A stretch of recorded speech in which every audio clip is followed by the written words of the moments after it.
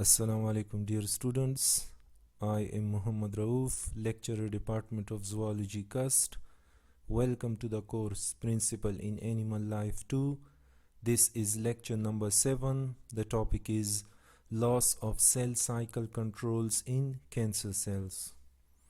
Discussing agenda for the topic will be a definition of cancer, transformation, benign tumor, malignant tumor, and metastasis.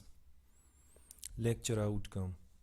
After watching and listening this lecture, students will know about the loss of control of cell or its cell cycle and the consequences.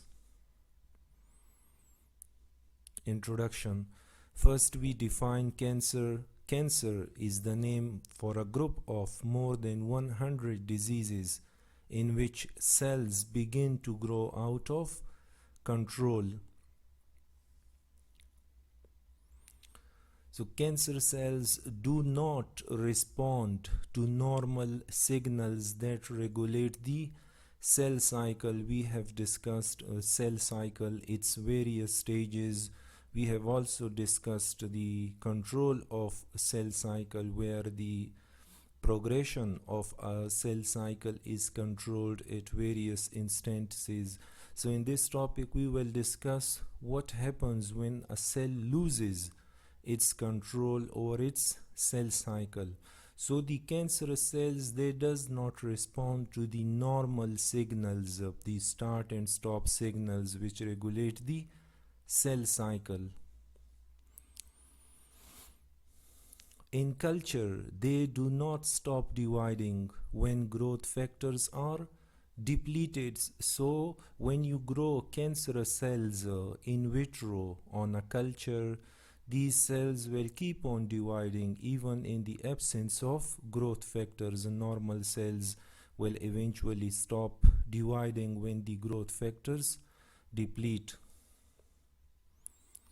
So now a logical hypothesis, a supposed answer, a tentative explanation to this phenomena is that cancer cells do not need growth factors. They can grow even in the absence of growth factors. That's why they keep growing in vitro cultures when the growth factors are depleted.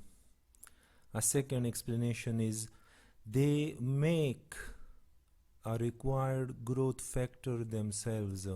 So if they keep on dividing in the absence of growth factors, so one can say that they may produce their own growth factors to which they respond and keep on dividing.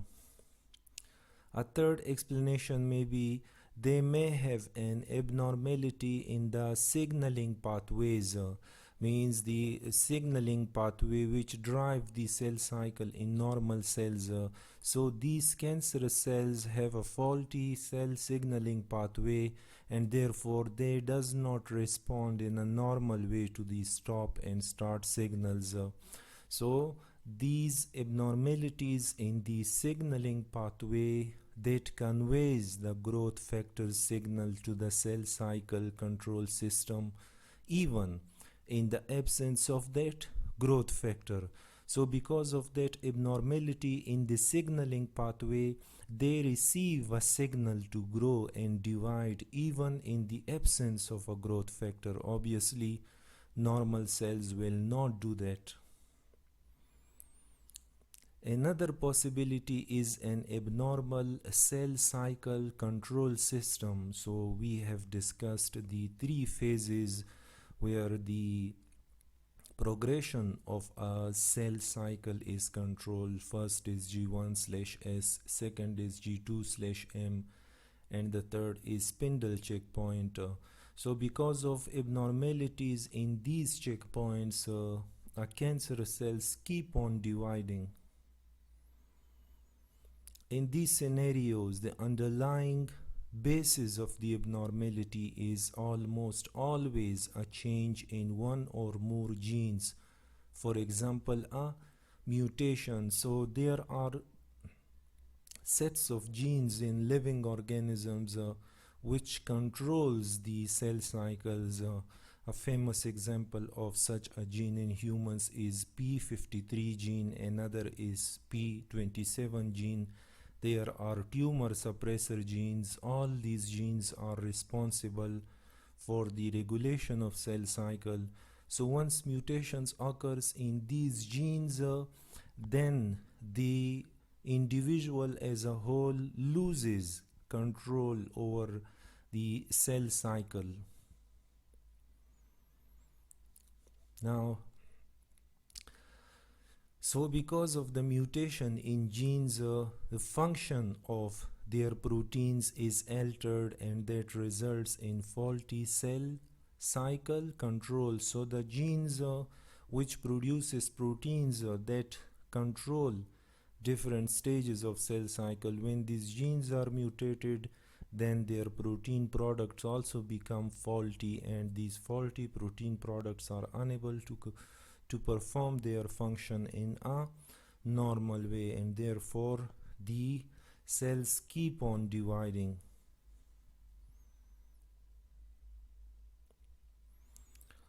There are other important differences between normal cells and cancerous cells that reflect malfunction of the cell cycle. If and when they stop dividing, cancerous cells do so at random. Although the cancerous cells does not respond to the signaling molecules or the growth factors, but they also start and stop at various instances, at abnormal instances. Moreover, cancerous cells can go on dividing indefinitely in culture. They can grow for an infinite number of times, and therefore the cancerous cells are in a sense immortal. Immortal means they never cease to divide, they never die. And a striking example of this feature of cancerous cells is HeLa cells. The HeLa cells were derived from the tumor which occurred in a female named Henrietta Lakes. So some of the cells from the tumor tissues were derived so that they can be studied and therapeutic strategies can be developed. And the scientists were astonished to observe the remarkable ability of division of these cells. And these cells are still alive, and the HeLa cells are the first immortal human cell line. So on the right side of your picture you can see the HeLa cells that are completing cytokinesis. Cells in culture that acquire the ability to divide indefinitely are said to have undergone a process called transformation. So transformation here means when cells develop the ability to divide indefinitely, so they are called to be transformed, and these cells behave like cancerous cells. By contrast, nearly all normal non-transformed means non-cancerous cells growing in culture divide only about 20 to 50 times before they stop dividing, or they are aged. So here you can see that when you grow normal cells in a culture, they will grow up to 20 to 50 times, and thereafter they will eventually cease to divide and they will die. But the cancerous cells just keep on dividing. Finally, cancerous cells evade the normal control. They trigger a cell to undergo apoptosis, when something is wrong. So when mutations occurs in a cell, the cell cycle of that particular cell is arrested, and the cell is given some time in which the cell tries to repair the mistakes, and if the mistakes are irreparable, then the cell is sent to the apoptosis pathway, which is the programmed cell death, and the cell dies. So what happens when the cancerous cells somehow they escape the apoptotic pathway, and despite being cancerous, despite being mutated, they still survive and produce.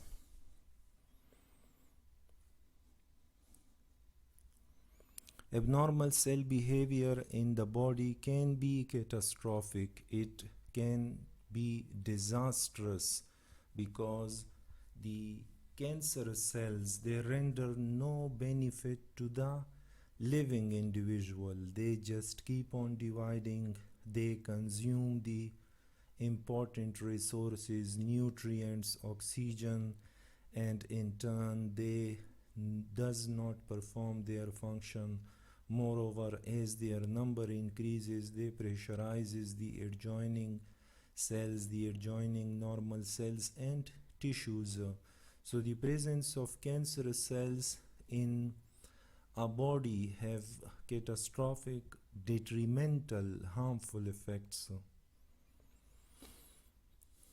Now, the problem begins when a single cell in a tissue undergo the first of many steps that convert a normal cell to a cancerous cell. Obviously, there is a sequence of events when a cell becomes cancerous. So such a cell often has altered proteins on its surface, and the body's immune system normally recognizes the cell as non-self, an insurgent, and destroys it. So now you have two phenomena. What happens normally in a body when a cell becomes mutated? This mutated cell's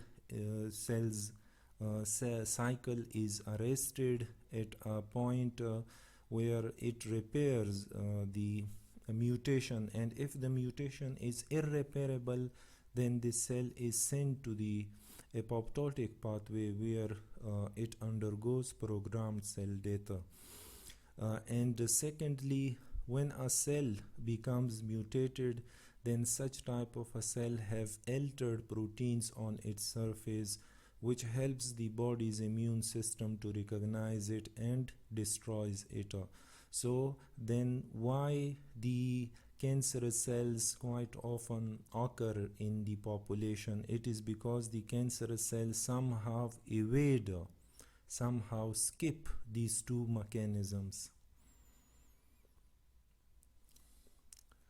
However, if the cell evades destruction, it may proliferate, it may grow, it may divide and form a tumor, which is a mass of abnormal cells within otherwise a normal tissue. So obviously it is the beginning when a tumorous cells, when a cancerous cells arises, it obviously arises amongst normal tissues, but with the passage of time it just keeps on dividing and form a tumor, which is an abnormal mass of cells. The abnormal cells may remain at the original site, and if their genetic and cellular changes do not allow them to move to or survive at another site. So now we are going to discuss the two types of cancer. One of them is the benign tumor, which is localized, where if the abnormal cells occur at a specific location, they just increase their number there, they does not move to other areas. So this type of cancer is called, this type of tumor is called benign tumor. Now, benign tumor is less harmful because the condition, the abnormal mass of cells are located at a specific region in the body and they can be removed through surgery. But problem arises when these cancerous cells move to other areas and these cancerous cells have genetic and cellular changes that enable them to move to other areas and grow there. So this type of cancer is called malignant, where a cancer occurs at one particular location and then these cancerous cells migrate to other locations and the uncontrolled or the abnormal mass of cells also starts growing there. So obviously this type of cancer is much more harmful as compared to benign tumor. Now these cells are also sometimes called transformed because they develop this ability to divide indefinitely. An individual with a malignant tumor is said to have cancer. So a person who has developed a malignant tumor, a tumor which spreads in the body, so this person is categorized as one having this condition. Now the changes that have occurred in cells of malignant tumors show up in many ways beside excessive proliferation. So obviously a whole lot of changes occurs in the cells that makes malignant tumor, and this excessive growth, excessive division, excessive proliferation is one of them. So the cells or the malignant tumor, these cells have unusual number of chromosomes, abnormal number of chromosomes, though whether this is a cause or an effect of tumor related changes is an ongoing debate. So the cells which are having malignant tumor, they have abnormal number of chromosomes. Now it is still under study, it is still under debate that whether this tumor occurred as a result of this condition or this condition occurred after the cells were affected with the tumor. Let me repeat this sentence once again. The cells which are having malignant tumor, they have a normal number of chromosomes.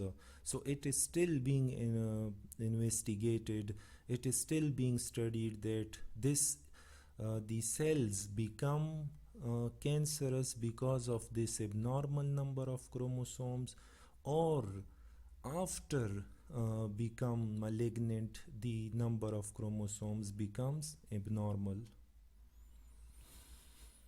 Their metabolism may be altered, they cease to function in any constructive way. Abnormal changes on the cell surface cause cancerous cells to lose attachment to neighboring cells and the extracellular matrix. So remember from your BS first that the cell membrane is anchored both on the outside and on the inside with the help of cytoskeletal elements. So these cancerous cells, they somehow have a loose association with other neighboring cells or with extracellular matrix, and therefore they are detached from the area where the tumor occurs, and they invade the nearby normal tissues. Cancer cells may also secrete signaling molecules that cause blood vessels to grow toward the tumor. Now that's interesting.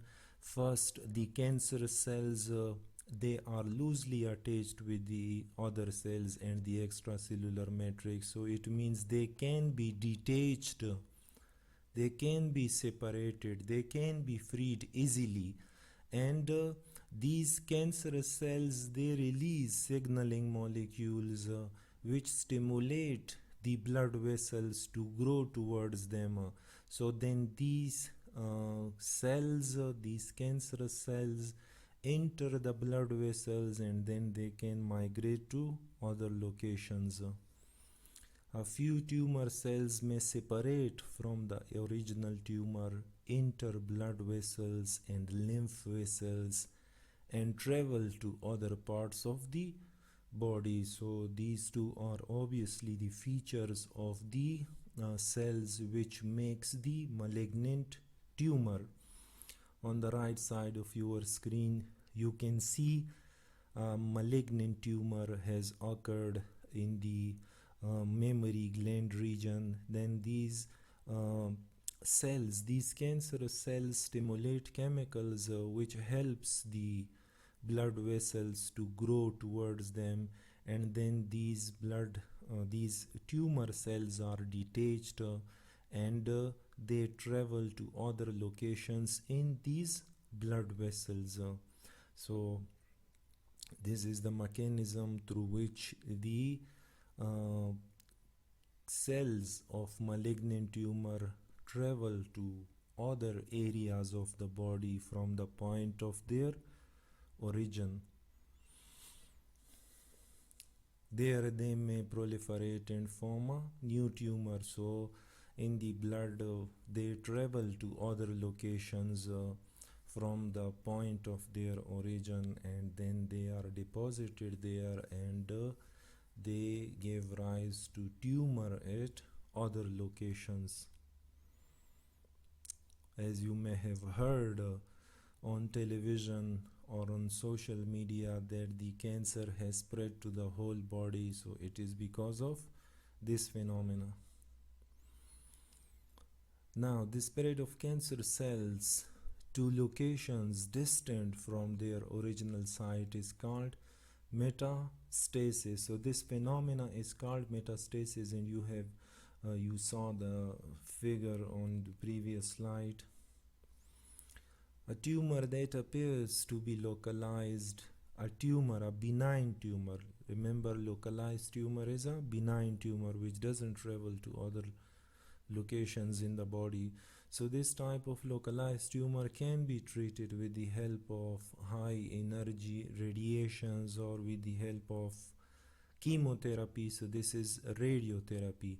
And what happens in radiotherapy, the radiations, they damages the DNA of the cancerous cells, and although they also affect the DNA of the normal cells, but this therapeutic technique is developed in such a way where the harm to the normal cells DNA is minimum, apparently because the majority of cancerous cells have lost the ability to repair such damage.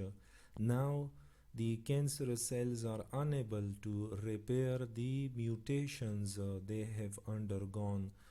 The normal cells do have the ability to repair the damage to a certain extent. So even if the radiations falls on the normal cells do have the ability to return back to their normal form, courtesy of proofreading and repair mechanisms. Now, to treat known or suspected metastatic tumor, chemotherapy is used.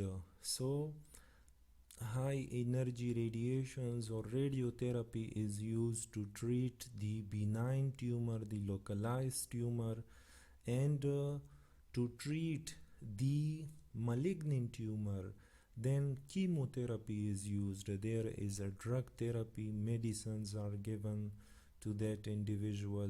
So what these medicines do, how they control the division of these cancerous cells,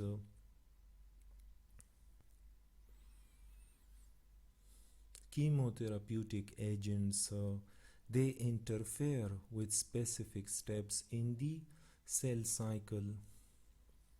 For example, the drug Taxol, which is an anti-cancer drug, so how it induces its effect, it freezes the mitotic spindle by preventing microtubule depolymerization. Recall from the cell division process where first the spindle fibers increases in size because of polymerization of the subunits, and in the anaphase stage, depolymerization of the microtubule subunits takes place, and as a result the spindle fibers are shortened and the chromosomes are moved towards their respective poles. So when the Taxol effects on the cancerous cells, it freezes the mitotic spindle fiber, it prevents the depolymerization, so such cancerous cells growth is arrested and it is unable to divide. The process of anaphase cannot take place under the effect of this drug, which stops actively dividing cells from proceeding past metaphase and leads to their destruction. So these therapeutic agents, these drugs also have certain side effects because they not only act on the abnormal cells but they also affect the normal cells and their functioning. And you can see here that a person undergoing chemotherapy have abnormal digestion and hair loss and weakened immune system, all are because of the effect of the therapeutic agents on normal cells. Now over the past several decades, researchers have carried out a whole lot of studies on cancer, how cancer develops, what are the different events, the biochemical pathways, the various signaling molecules that eventually results in the development of the cancer. So these pathways have been studied in great detail with an aim to find a way where a cell can be prevented from developing a tumor. And nowadays there is discussion about the personalized treatment because our genomes or genes are different from one another. At times a particular pathogen becomes more harmful to an individual with a particular set of genes as compared to others.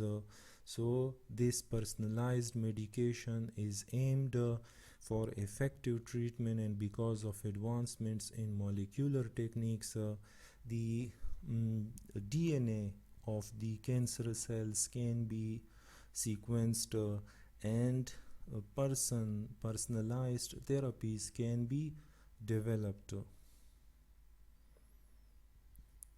For example, the cells of roughly 20% of breast cancer tumors show abnormally high amount of a cell surface receptor tyrosine kinase called HER2.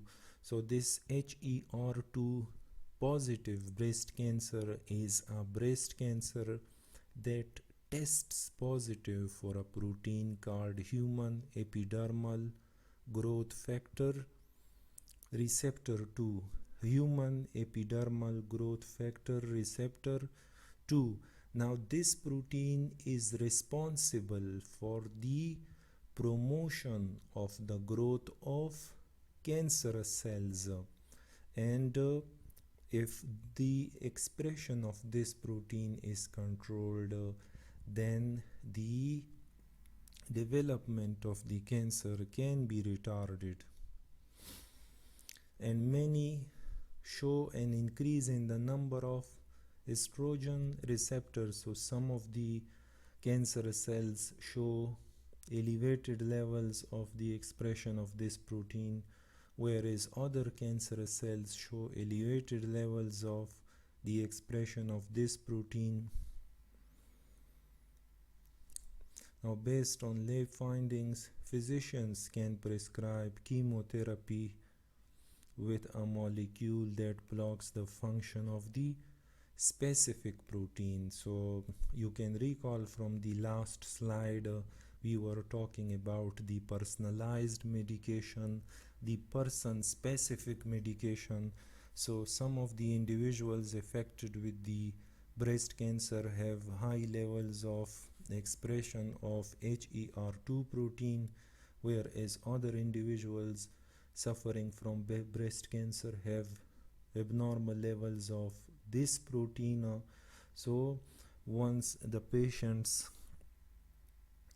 hematology or biochemical molecules or the genes, the cancerous genes are studied, then person specific therapeutic strategies can be developed. So if a person has abnormal levels of HER2, then herceptin is prescribed, or if a person has abnormal levels of this protein, then tamoxifen is prescribed. Treatment using these agents, when appropriate, has led to increased survival rates and fewer cancer recurrences. This was the end of the lecture. I hope it was beneficial for all of you. Thank you.